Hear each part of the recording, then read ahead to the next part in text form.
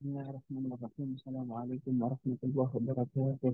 Alhamdulillah nahmaduhu wa nasta'inuhu wa nastaghfiruh wa na'udzu billahi min shururi anfusina wa min sayyiati a'malina man yahdihillahu fala mudilla lahu wa man yudlil fala hadiya lahu. Asyhadu an la ilaha illallah wahdahu la syarika lahu wa asyhadu anna Muhammadan abduhu wa rasuluhu alladzi la nabiyya wa la rasula ba'dah ma ba'd. As'alullah subhanahu wa ta'ala an yamunna alaina bi'ilmin nafi' wa amalin salih وأن يفقهنا في الدين وأن يفتح لنا فتوح العارفين وأن يرزقنا الله الإخلاص في الأقوال والأعمال اللهم آمين رب اشرح لي صدري ويسر لي أمري واحلل عقدة من لساني يفقهوا قولي Ikhwani wa akhwati fillah rahimakumullah. Insyaallah pada video kali ini Al-Fakir akan membahas terkait fikih puasa dalam mazhab Syafi'i.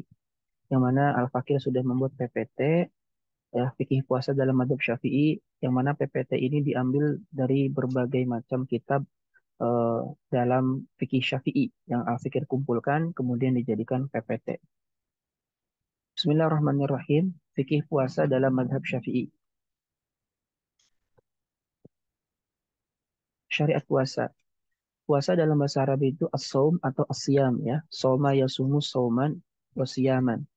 Secara bahasa bermakna menahan atau al-imsak. Sebagaimana dalam firman Allah dalam surat Maryam ayat 26.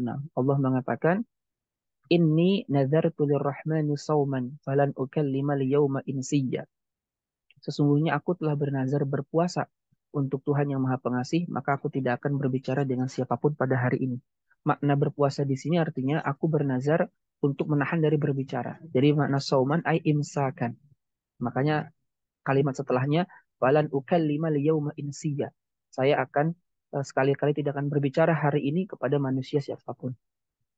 Jadi makna saum secara bahasa adalah al-imsak, menahan. Sedangkan secara istilah, ya, para fuqaha mendefinisikan saum sebagai al-imsaku an jami'il muftirati min tulu'il fajri as-sadiq ila ghurubi asy-syamsi biniyatin makhsusatin. Jadi yang namanya puasa adalah menahan dari semua hal yang membatalkan puasa dari mulai terbitnya fajar shadiq yaitu azan subuh sampai terbenamnya matahari dengan niat yang khusus. Jadi inti puasa itu ya adalah dua. Yang satu adalah menahan dari semua yang membatalkan puasa dari mulai terbitnya fajar shadiq yaitu subuh sampai terbenamnya matahari.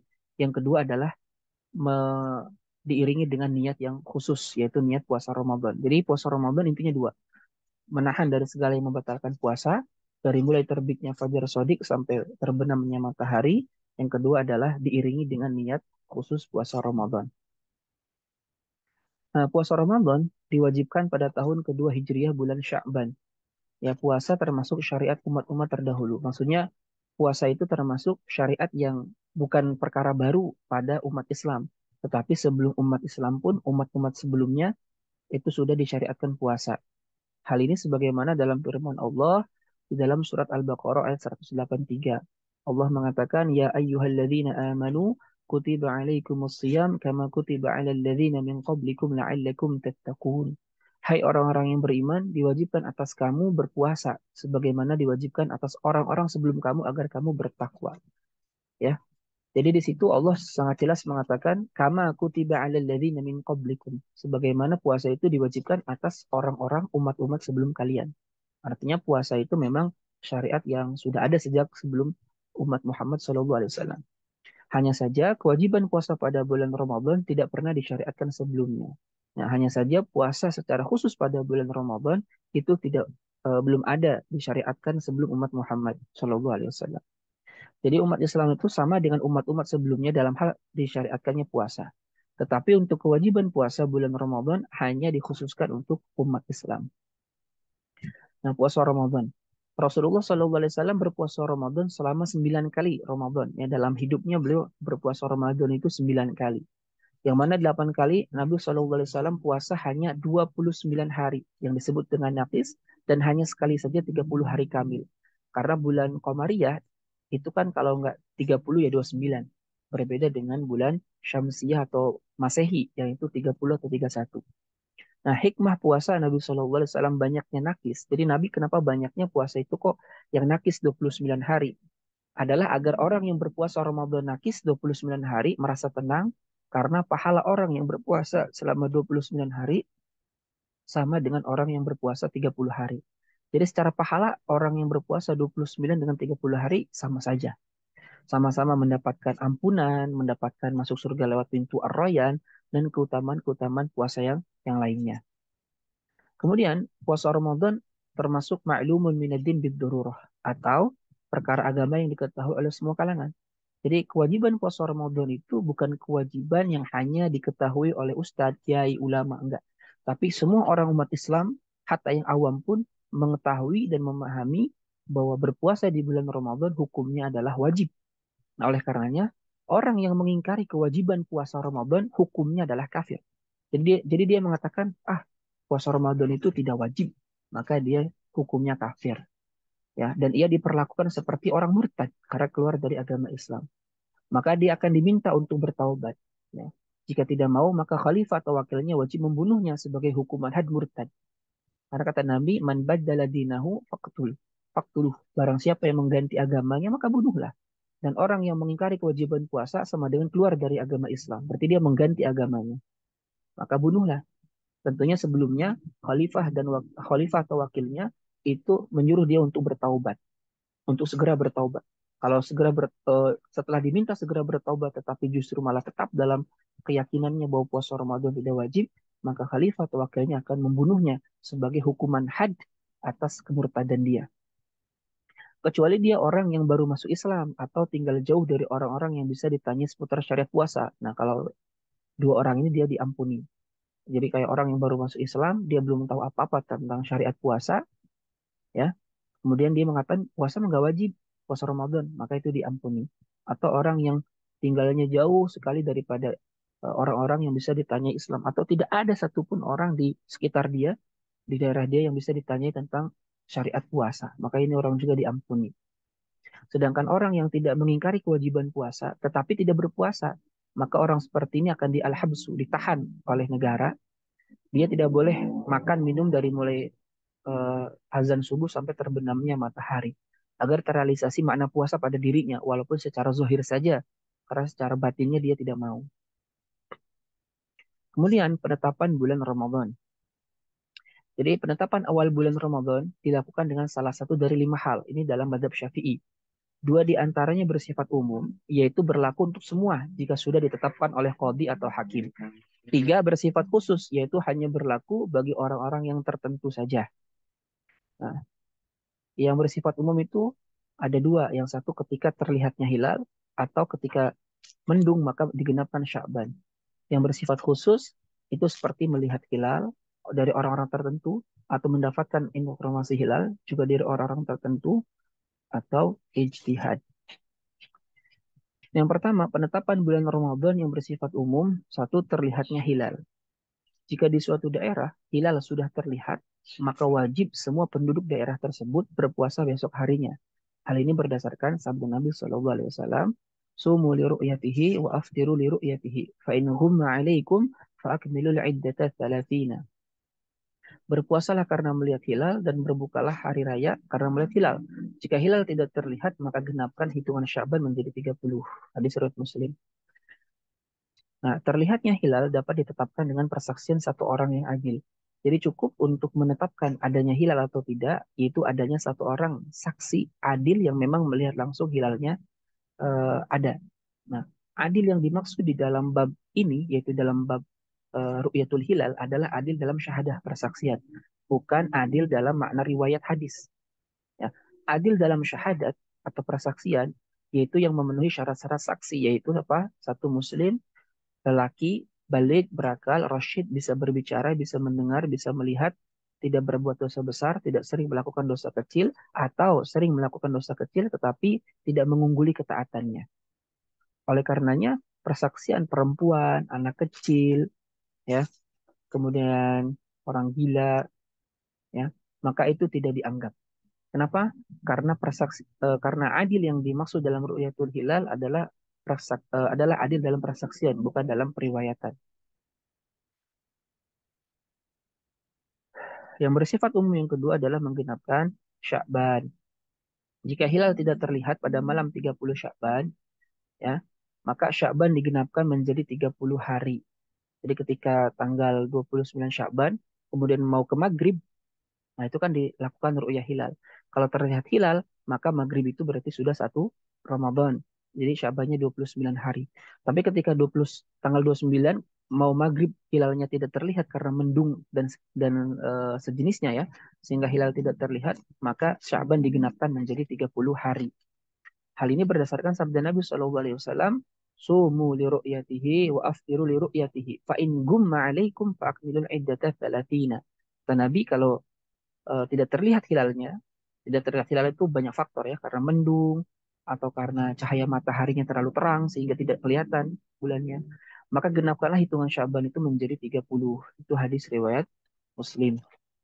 Nah, ini yang bersifat umum. Artinya kalau ada orang melihat hilal, satu orang adil dan dianggap sah oleh qadhi, maka itu berlaku secara umum untuk seluruh daerah itu wajib besoknya berpuasa. Atau tidak terlihat, maka Sya'bannya digenapkan menjadi 30 hari. Nah, kemudian yang bersifat khusus, satu, melihat langsung hilal secara mandiri.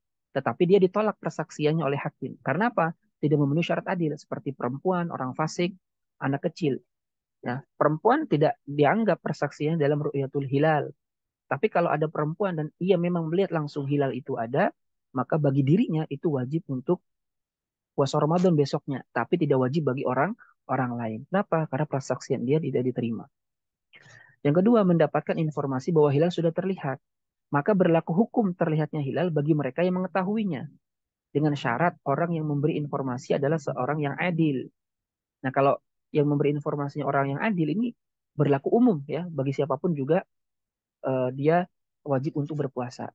Jika orang yang menyampaikannya bukan orang yang adil, nah ini yang bersifat khusus, seperti perempuan dan anak kecil, maka hukum terlihatnya hilal hanya berlaku bagi orang yang mempercayainya saja. Contohnya ada perempuan yang mengatakan, saya tadi melihat hilal. Kan perempuan nggak dianggap ya persaksiannya. Kemudian kita mengatakan, oh dia mah orang yang ngerti tentang hilal. Kita meyakini bahwa dia betul melihat hilal. Maka bagi kita yang meyakini dia, maka hukumnya wajib berpuasa bagi kita. Tapi bagi orang lain tidak wajib, yang tidak mempercayainya. Jadi ini berlaku khusus. Yang ketiga, dengan ijtihad. Yang seperti orang yang ditahan dalam penjara atau ditawan musuh. Dia kan nggak tahu apakah sudah masuk bulan Ramadan atau belum. Jadi dia ijtihad aja. Nah, maka baginya boleh berpuasa sesuai dugaannya. Jika ia berpuasa sebelum masuk Ramadan, maka dihitung sebagai puasa sunnah. Jika dalam Ramadan, artinya dia berpuasa Ramadan, ijtihad bahwa saya sekarang sudah masuk Ramadan dan ternyata betul dalam bulan Ramadan, maka dihitung sebagai maka dihitung melaksanakan puasa Ramadan. Dan jika setelah Ramadan, artinya dia puasa Ramadan, tapi ternyata sudah lewat Ramadannya, dianggap sebagai qadha puasa Ramadan yang telah berlalu. Gambarannya ijtihad begini. Jadi yang pertama, jika terbukti sebelum Ramadan, maka dihitung sebagai puasa sunnah. Jika terbukti puasa dalam bulan Ramadan, maka sah puasanya sebagai puasa Ramadan.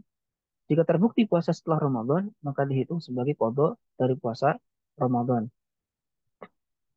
Nah, kemudian dalam madhab Syafi'i itu dikhususkan begini, jika di suatu daerah sudah terlihat hilal, maka wajib penduduk daerah tersebut dan daerah yang satu matla.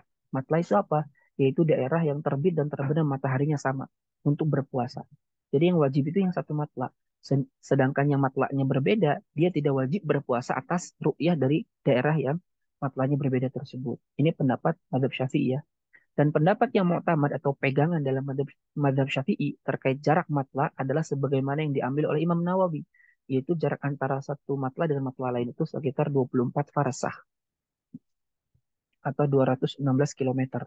Berbeda dengan Imam Rafi'i yang berpendapat jarak matla itu adalah sebagaimana jarak qasar, yaitu 88 kilometer atau kalau dengan hitungan Imam Nawawi jarak qasar itu 140 kilometer. Dalilnya mana ini? Dalilnya adalah dari Quraib.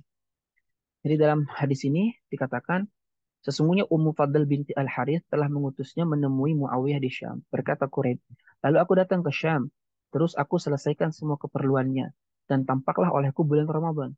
Sedang aku masih di Syam, dan aku melihat hilal Ramadan pada malam Jumat.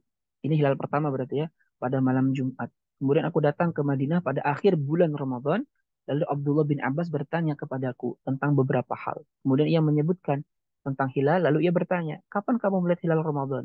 Jawabku, kami melihatnya pada malam Jumat. Ia bertanya lagi, engkau melihatnya sendiri? Jawabku, iya, kata Quraib. Dan orang banyak juga melihatnya. Lalu mereka puasa dan Muawiyah juga puasa.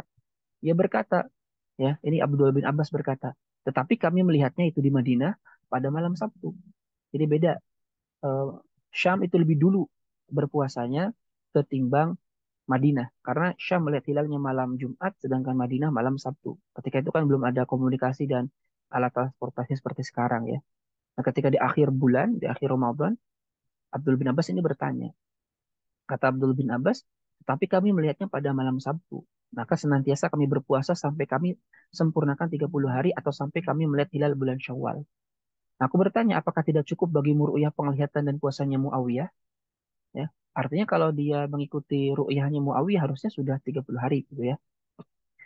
Jawabannya tidak. Begitulah Rasulullah SAW telah memerintahkan kepada kami. Jadi kalimat begitulah Rasulullah SAW telah memerintahkan kepada kami dalam madhab Syafi'i dihukumi hadis marfu. Jadi walaupun itu perkataan sahabat, tapi ini sesuatu yang tidak mungkin dikatakan oleh sahabat dari ijtihadnya, dari pendapatnya. Ini pasti sandarannya kepada Nabi. Maka di hadis ini dihukumi marfu oleh madhab Syafi'i. Sehingga dijadikan dalil bahwasanya eh, terlihatnya hilal itu tidak berlaku untuk seluruh orang, tapi terbatas kepada daerah yang antara satu dengan yang lainnya itu saling berdekatan. Dihukumi oleh madhab Syafi'i yaitu yang satu matla. Nah ini memang berbeda dengan mayoritas ulama, jumhur, yang mana jumhur itu berpendapat bahwa yang namanya uh, ru'yah hilal itu kalau sudah terlihat di satu daerah muslim, maka berlaku untuk seluruh kaum muslimin di dunia ini. Karena kaum muslimin itu satu kesatuan yang tidak terpisah. Selain hadis ini juga masih banyak problem dari sisi matanya. Karena kalau ditetapkan berdasarkan perbedaan daerah, apa yang menjadi standar perbedaan daerah? Matlah itu sendiri kan ijtihadnya madhab syafi'i. Tidak disebutkan dalam hadisnya sendiri. Jadi perbedaan antara Syam dan Madinah itu apa sebetulnya? Standarnya itu tidak disebutkan. Itu tidak jelas. Sehingga tidak bisa dijadikan patokan. Jadi mayoritas ulama mengatakan ini hadisnya mauquf. Ini ijtihadnya Abdullah bin Abbas yang bertentangan dengan apa yang dikatakan oleh Nabi Shallallahu Alaihi Wasallam yang menunjukkan kalau sudah terlihat hilal ya maka berpuasalah bagi seluruh kaum muslimin. Allah a'lam. Besar.